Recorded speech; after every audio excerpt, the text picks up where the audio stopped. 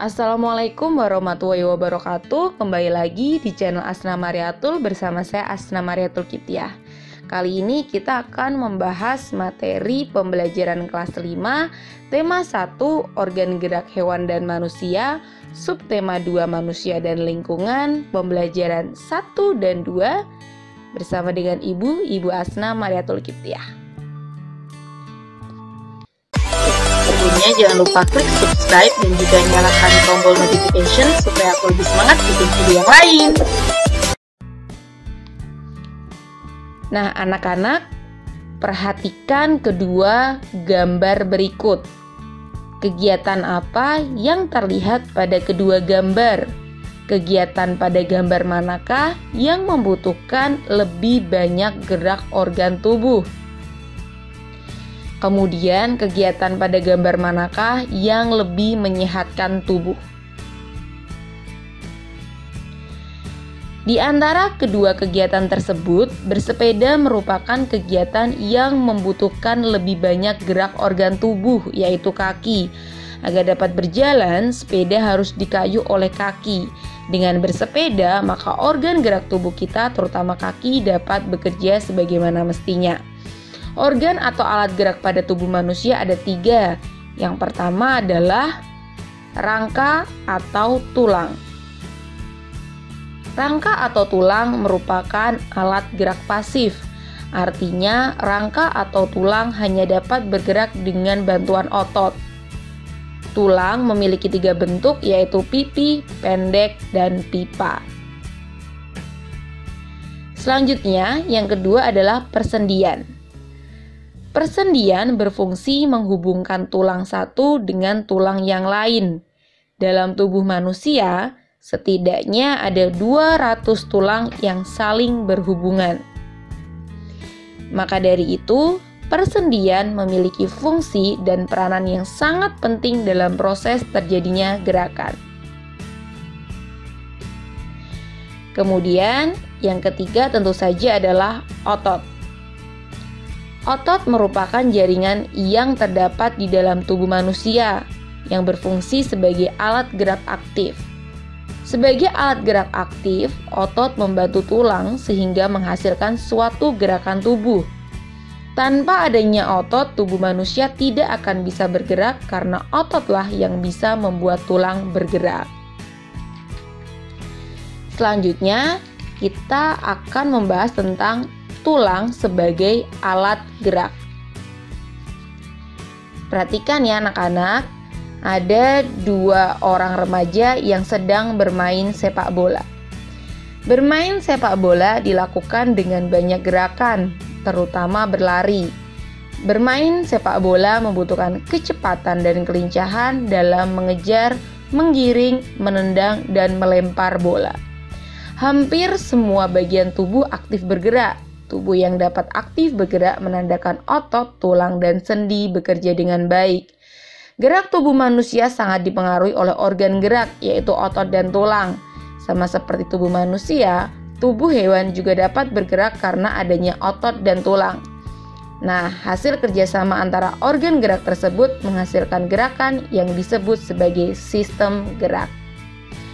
Sebagai alat gerak pasif, tulang-tulang manusia membentuk satu kesatuan yang disebut rangka. Berikut gambar rangka tubuh manusia beserta nama-nama tulangnya. Rangka tubuh manusia terbagi atas 3 bagian, yaitu tengkorak, bagian badan, dan anggota gerak atas serta anggota gerak bawah.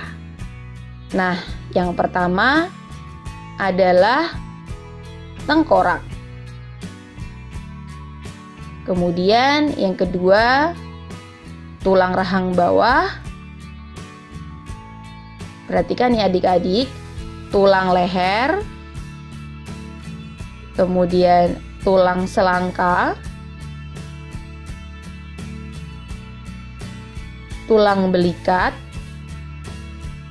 Nah, ini yang sering salah atau sering terbalik, yaitu tulang pengumpil. Tulang pengumpil itu berhubungan dengan ibu jari. Kemudian ada tulang telapak tangan, tulang jari tangan, tulang dada, tulang belakang, tulang panggul, kemudian yang terhubung dengan kelingking yaitu tulang hasta,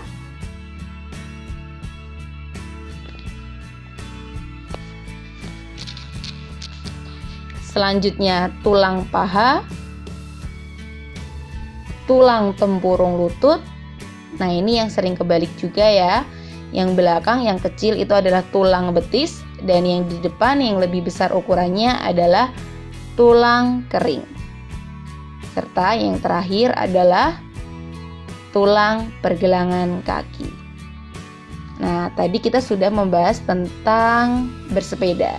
Nah, sekarang kita masih akan membahas tentang bersepeda, tetapi berhubungan dengan materi yang pernah kita bahas kemarin, yaitu ide pokok. Ide pokok disebut sebagai patokan atau dasar acuan suatu paragraf. Nah, kali ini Ibu akan membacakan sebuah paragraf tentang bersepeda. Dengar ya. Bersepeda adalah sebuah kegiatan rekreasi atau olahraga. Sepeda pertama kali diperkenalkan pada abad ke-19 Masehi. Banyak penggemar bersepeda yang melakukan kegiatan bersepeda di berbagai macam medan, misalnya perbukitan, pegunungan, atau di daerah dengan relief yang rata seperti jalan pedesaan atau perkotaan.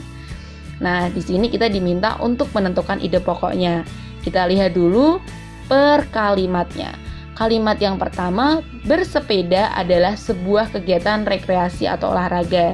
Jadi ini kalimatnya terdengar seperti pernyataan umum ya. Bisa jadi itu merupakan bagian dari ide pokok. Tapi kita lihat dulu kalimat-kalimat berikutnya. Sepeda pertama kali diperkenalkan pada abad ke-19 Masehi. Berarti ini secara khusus menjelaskan tentang kapan pertama kali sepeda ini diperkenalkan.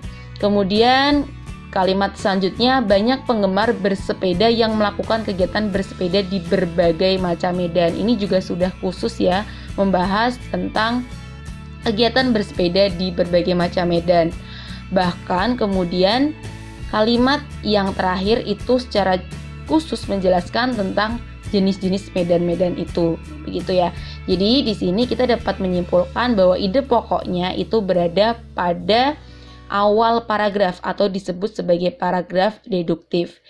Nah, sekarang kita lihat dari kalimat utama itu kita sederhanakan supaya bisa menjadi ide pokok. Kata yang kita bisa hilangkan itu adalah kata sebuah. Jadi ide pokoknya menjadi bersepeda adalah kegiatan rekreasi atau olahraga. Jadi itu adalah ide pokoknya. Anak-anak lebih teliti lagi ya.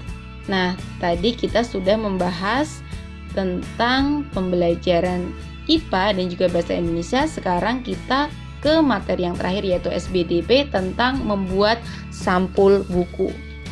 Saat akan membaca buku, kita semua pasti membaca dan memperhatikan sampul atau cover buku. Sampul buku merupakan gambaran atau ilustrasi yang mewakili isi buku. Sampul buku merupakan bagian terluar dari sebuah buku. Sampul terdiri atas dua sisi, yaitu sisi depan dan belakang. Kedua sampul tersebut saling mendukung dan melengkapi. Sampul buku yang menarik akan memikat calon pembaca untuk membaca buku tersebut. Maka dari itu, sampul yang baik adalah sampul yang bisa memengaruhi minat orang untuk membaca buku. Sampul yang baik harus memenuhi unsur-unsur berikut. Yang pertama, terdapat judul yang ditulis menggunakan jenis huruf yang menarik dan mencolok.